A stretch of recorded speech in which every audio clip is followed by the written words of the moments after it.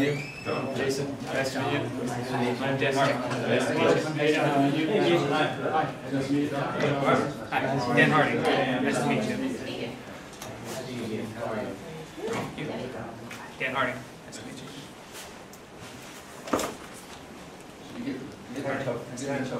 Yeah, they turned me to work today. Yeah, of course. Dan Harding. Nice to meet you.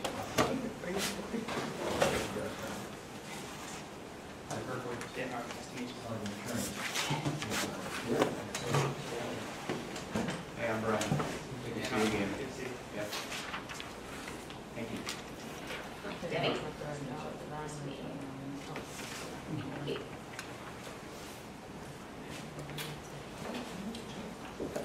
Gentlemen, I will be timing you, just to give you the time. You've got 20 minutes for your presentation and 10 for question and answers. And at 5 minutes before, or at 15 minutes, I'll just raise my hand and let you know you have 5 more minutes if you go over that time. So we stay on track. Yes, ma'am. Please begin. All right, thank you. We are the University of Maryland Robert H. Smith School of Business. Thank you for having us. So my name is Jason Krakow. I'm currently a junior at the University of Maryland Robert H. Smith School of Business. I'm a marketing and supply chain management double major. This fall and in the spring of 2020, I'll be a part of our supply chain management fellows program, which helps us to go on trips just like this and to Long Beach in the fall. And this summer, I'll be interning at Giant Food as a supply chain intern. And I'm Dan Harding. I'm also a supply chain management and marketing double major at the University of Maryland. I'm the Vice President of Internal Affairs for our Supply Chain Management Society. In this coming year, I will also be a Supply Chain Management Fellow. Right now, I'm a Global Supply Chain Management intern with PAE. And this fall, I will be an intern with C.H. Robinson. How you guys doing today? My name is Jonathan Martinez. I'm a junior supply chain and general business double major. I'm also part of the fellows program, and I'll be working for Domino's this summer as a supply chain intern. And our colleague Dario actually wasn't able to make it today, unfortunately. Okay, so I'll first go over our agenda. So I'll start out by going over our calculations, the numbers that we came up with and how we came up with them. And then we will apply these calculations to question 1. We will begin by going over LA to Chicago, followed by Los Angeles to Madison, Pittsburgh, and Rochester. We will then move into question 2, and then open up the presentation for questions. Okay, so we began by determining how much capacity could each mode hold. So we were given that one 28-foot trailer had a cubic capacity of 2,044 cubic feet, and this held 1,060 packages. This is a ratio of about 1.92 cubic feet per package. So using this number, we were able to scale this up. The two 28-foot trailer configuration had a cubic capacity of 4,088 cubic feet, which held 2,120 packages. The 3 28-foot trailer could hold 3,180 packages, and while the 53-foot trailer could hold 2,126 packages. While the 53-foot domestic container could hold slightly less than the 53-foot trailer at 2,059 packages. So I'll start out by going over an analysis of our trucking route. This is the page titled Truck to Chicago in the Notes. But please note, in the case it stated that NPE found that the use of 53-foot domestic containers was actually unsuitable for long-haul highway use of more than 100 miles. So for this purpose, we did not choose to analyze the 53-foot container. We'll start off with the 53-foot trailer. The two main numbers that we're concerned with here are the hours to Chicago and the cost per day. So for hours to Chicago, we determined this by figuring out how many miles could each configuration drive in a certain time period. So in the case, it mentioned that one driver could drive 500 miles in 11 hours. However, there was a 2-hour delay between switching drivers. So really, they were able to drive 500 miles in 13 hours. This is an average of 38.46 miles per hour, and this ultimately allowed the package to arrive about 52.5 hours to Chicago. This number for each of the trucking modes does not change. The 2-driver configuration was figured out in the same way. So it was able to arrive in Chicago in 44 hours. For the cost, we were able to find that because Chicago was 2,011 miles away from Los Angeles at a cost of $2 per mile, this was a cost per route of $4,022. Likewise, at $3 per mile, the two-driver configuration cost $6,033.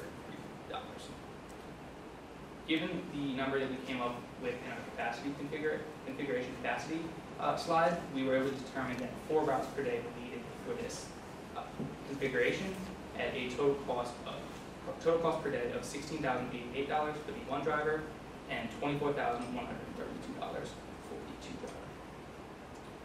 So moving on to the 228-foot trailer configuration, we came up with the same numbers using the same methods. Like I said, the time to Chicago won't change for any of these modes. However, the cost per day did. So the 228-foot trailer configuration had a cost per day of $16,570 in the one driver configuration, while the two driver configuration had a total cost per day of $24,614. This was because the cost per mile increased, which led to a cost per day increase. So next we'll analyze the 328-foot trailers. Again, the time restriction did not change, but again, cost did. So this mode actually allowed us to only get 3 routes per day rather than 4 routes per day for the previous 2. So this led to a decrease in cost per day. The cost per day of this mode in the one driver configuration was about $12,800 in the one driver, and the two driver was about $18,800. And so our delivery schedule for the one driver configuration, the package left the facility in LA at 1 a.m. on Tuesday, spent about 52.5 hours in transit, and arrived in Chicago at 7:30 on Thursday. With the two driver configuration, again left at 1 a.m., spent 44 hours in transit, and arrived in Chicago at 9 p.m. on Wednesday. So in conclusion, the lowest cost per route was the single driver 53-foot trailer at $4,022. Lowest cost per package was the single driver 328-foot trailer at $1.34 per package. And the lowest cost per day was the single driver 328-foot trailer again at $12,800 per day. So I'll now move into an analysis of the rail route. This is the page title of rail to Chicago in your notes. So the delivery schedule for rail, this was stated in the case. On Monday, packages get picked up. They depart the LA facility at 6 a.m. and spend 48.5 hours in transit and arrive at 8:30 a.m. local time in Chicago on Thursday. Once the packages arrive in Chicago, they are then driven to their final destinations. So our rates for rail. The 53-foot trailer, we use the same calculations, the same method of calculations as we did for trucking. We found that given the capacity, 4 routes per day were needed at $3,960 per route. This is about $15,840 per day. Moving on to the 53-foot container. This also required 4 routes per day at a cost of $3,485 per route, which equates to a cost per day of around $14,000.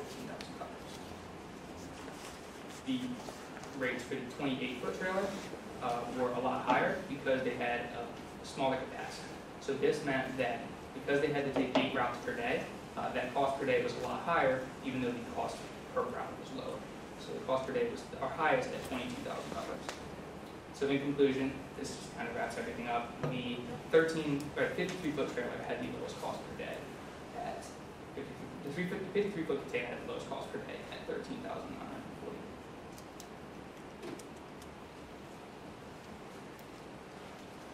So I'm going to go over our strategies. So for answer 1, we're assuming that day 0 is on Monday. And for the Los Angeles to Chicago route, we're going to use a single driver with 3 28-foot trailers behind the tractor. And the reason is because the truck has to be in Chicago by 2 a.m. Friday morning for the same day delivery stream, and all the modes that we discussed allow for that. And additionally, according to our calculations, the single driver 3 28-foot trailer is the least expensive option to do this. And for the Los Angeles to Madison, Wisconsin route, again, from Los Angeles to Chicago, the sorting facility there, we're going to use a single driver 3 28-foot trailers. And then from Chicago, we're going to use a single driver with a 53-foot trailer. So the 3 28-foot trailers driven by a single driver allows the package to arrive in Chicago in a little over 2 hours by 7:30 a.m. local time, and then has to spend 12 hours there as part of our constraint before it can leave the sorting facility and head on over to Madison, Wisconsin. and they must be on the van by 8 a.m. of the day to be delivered that same day. So they must arrive by 2 a.m. and this is factoring in the time zones. And each of our motor carrier configurations from Chicago fit this requirement, which is a little under 4 hours. So we picked the least expensive option, which is single driver 328-foot trailers and single driver 53-foot trailer. So this is a graphic that shows the Los Angeles to Wisconsin route. And so we leave Los Angeles Tuesday at 1 a.m. Towards Chicago, and it takes 52.5 hours to get there by truck. And then it gets to Chicago Thursday 7:30 a.m. It must spend 12 hours there before it can leave. And then it arrives in Wisconsin. It departs Chicago 7:30 p.m. Thursday, and then it arrives in Wisconsin Thursday 12 hours later, or not 12 hours later, at 11:30 p.m. Thursday night. Fantastic. So from Los Angeles to Pittsburgh, we found that to our sorting facility in Chicago, we take the 2-driver 328-foot trailer method, and then from Chicago to Pittsburgh, we're taking the 1-driver 53-foot trailer method. The 1-driver 53-foot trailer method from Chicago to Pittsburgh allows us to meet the time requirements at the lowest cost. And then looking here, we see it spends about 44 hours in transit to Chicago, and then we have a 12-hour wait period again at our sorting facility, and then delivery time will be Thursday that night. Looking at our Los Angeles to Rochester, New York, we found that from LA to Chicago and from Chicago to New York, we'll take the 2-driver 328-foot trailer method. Only the 2-driver options meet this requirement, and factoring in time zones, we were able to choose the least expensive method, which was the 2-driver method. And then looking at this graph, just like others, it's a 44-hour transit time to Chicago. There's a 12-hour wait period at the sorting facility, and then delivery will be the next day and arrive Thursday around 11:30 p.m.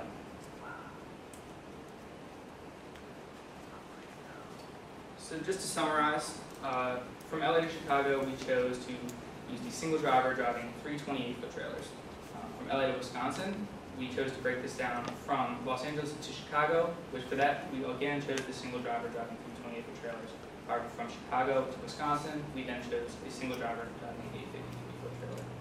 For LA to Pennsylvania, we chose to use the 2-driver 328-foot trailers from Los Angeles to Chicago, and then from Chicago to Pennsylvania, we chose again the single driver with the 52-foot trailer. Lastly, from Los Angeles to New York, we chose the 2-driver driving 328-foot trailers from Los Angeles to Chicago, and from Chicago to New York, we again chose the 2-driver driving 328-foot trailers. Moving into question 2. Question 2 asks us to assume that the day 0 is on Tuesday, Wednesday, Thursday, Friday of the week. But page 9 of the case does state that if the delivery date falls on a Saturday or Sunday, that delivery would actually get pushed back until Monday. So looking at day 0 being a Tuesday or Wednesday, we find that the delivery date would end on a Saturday and a Sunday, so that would be pushed back. From Los Angeles to Chicago, we found that the single driver hauling the 328-foot trailers is the best way to get to Chicago. And then from Chicago to Madison, Pittsburgh, and Rochester, we're going to use the single driver 53-foot trailer because there's no longer a need to get that product if we cannot deliver on Saturday and Sunday. So we're able to use a more cost-effective method. And just like I said, day 4 delivery occurs on Saturday and Sunday, and then which means the delivery is pushed back to Monday, and that's the reason behind that. So before we had day 0 on Monday, and so for this scenario we're having day 0 on Thursday or Friday, which allows us to have the same time constraint as when day 0 was on Monday. So when day 0 was on Monday, the delivery was Friday, and so this is sort of the same time span when day 0 was Thursday and Friday.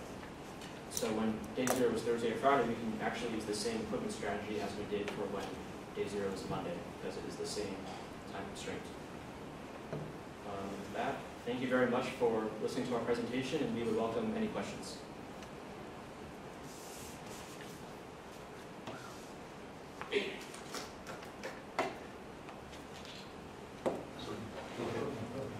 So, cost-wise, y'all, y'all by chance have an aggregated, say, either daily or weekly, or maybe even annual type cost for your solution? So we don't have that number on hand, but I guess we would be able to calculate that number using the cost per day that we were able to calculate. So we could then scale that number up to how much would that cost per day, or per week, per month. Just curious, more travel. Your solution calls for running triples to everybody. And, the use of triples is actually very restricted.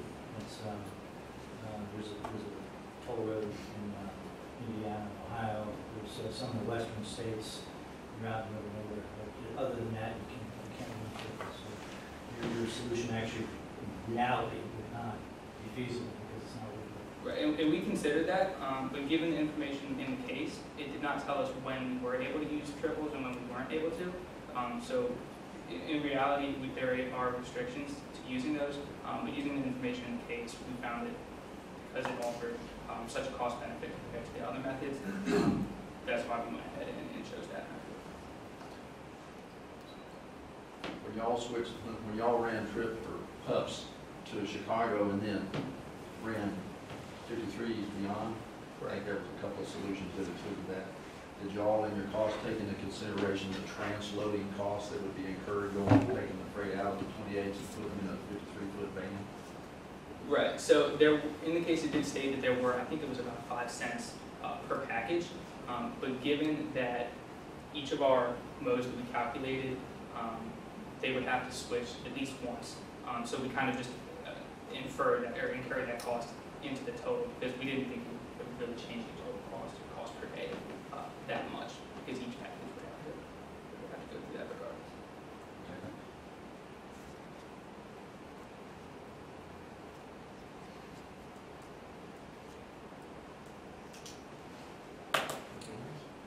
Anybody else? Thank you. Thanks, guys. Thank you. Appreciate it. guys. Thank you very much. Thank you.